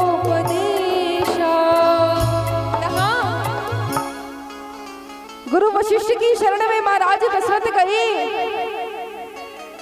जाकर के कहा कि हे गुरु वशिष्ठ, मुझे संतान चाहिए है। अगर आज मुझे किसी प्रकार से संतान सुख प्राप्त नहीं होता है तो हमारा तो यह रघुवंश यहीं विलुप्त हो जाएगा, यहीं समाप्त हो जाएगा। आप कृपा करें और हमारे घर में पुत्र की किलकारी गूंजे, ऐसा कुछ उपाय कीजिए। गुरु वशिष्ठ ने कहा कि एक शाह है, अगर पुत्र ही हो, पुत्रेष्ठि यज्ञ संविधान करो और पाओगे 4 पुत्र राजन, भगवान विष्णु का ध्यान करो। तो यहाँ गुरु वशिष्ठ ने आज्ञा दी और विप्रधेनु सुर संत हित लीन मनुज अवतार, निज इच्छा निरमित तनु माया गुण ब्राह्मणों की, देवताओं की, गौ की रक्षा करने के लिए, पृथ्वी की रक्षा करने के लिए भगवान विष्णु राम रूप में राजा दशरथ के घर में अवतरित हो गए। भई प्रगट कृपाला दीन दयाला। देखिए संगीत नहीं भी बजेगा ना तो भी हमारे रघुनंदन जी का जन्म हो चुका है, हम प्रेम से गा सकते हैं। भई प्रगट कृपाला दीन दयाला कौशल्या हितकारी।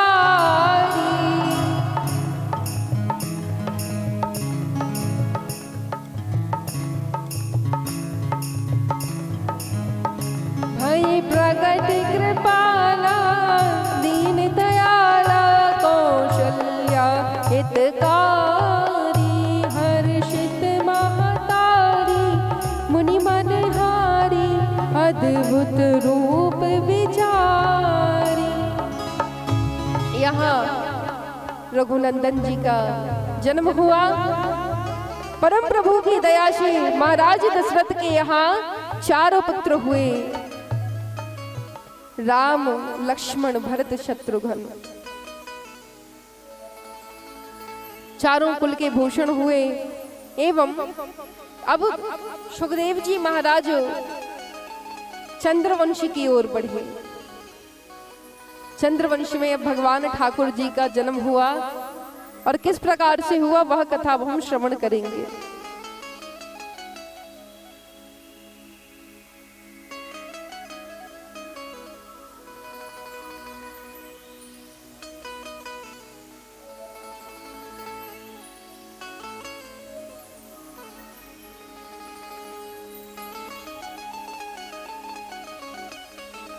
लेकिन देखिए माताओं,